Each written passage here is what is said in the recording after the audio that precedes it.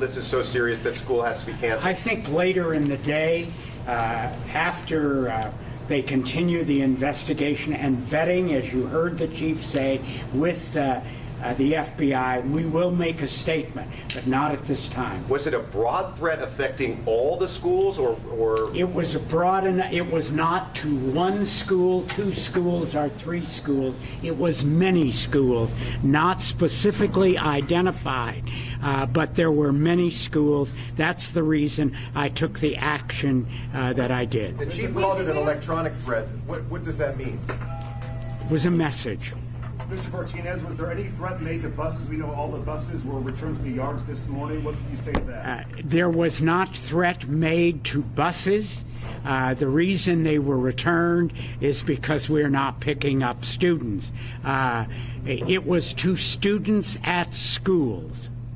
Nothing more than that at this time. Students at schools, you said? At schools, students, yes. And Mr. Cortines, you mentioned some details were shared with you regarding backpacks and other packages. Can you elaborate on that? No, I can't. The chief, after he's met with the city police and the FBI, he will be making further statements on why I made the decision I made. You have more than 900 campuses. Are you able to say whether these were even elementary schools, high schools? Let me tell you, I can't take a chance, and all schools, I've asked them to be searched today by the appropriate people, and appropriate people are not necessarily teachers or support people if there is a problem. I want our chief of police working with the city police and working with the sheriff to develop a plan.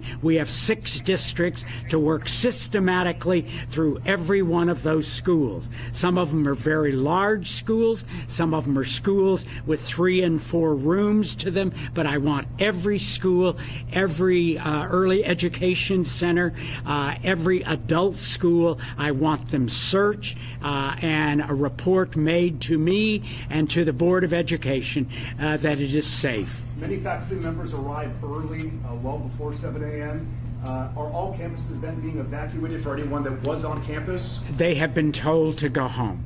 What happens to kids who may already be at school? Are you telling your parents to come pick them up now, or yes, there has been a Connect Ed. The board president reviewed that with you, that they have been asked to meet at a certain gate, the principal to be there, the plant manager to be there, no child to be left alone. I know it is cold. We're making every effort to see that we get the notification to parents as soon as possible, but I am not taking the chance of bringing children any place into any part of the building until I know it's safe. Can you clarify then, this is all students, teachers, staff, all personnel, everyone involved in your campuses? At the campuses, yes.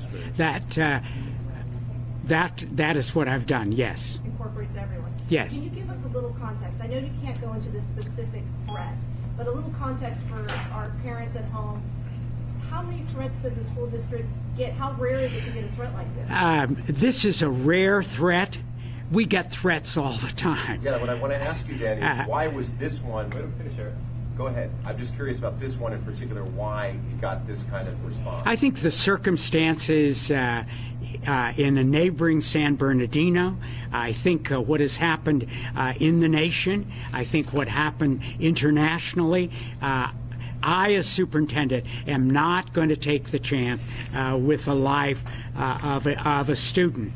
Remember, we do get individual threats. We do evacuate to schools. We do lock down schools, etc., and do not release students until we notify parents.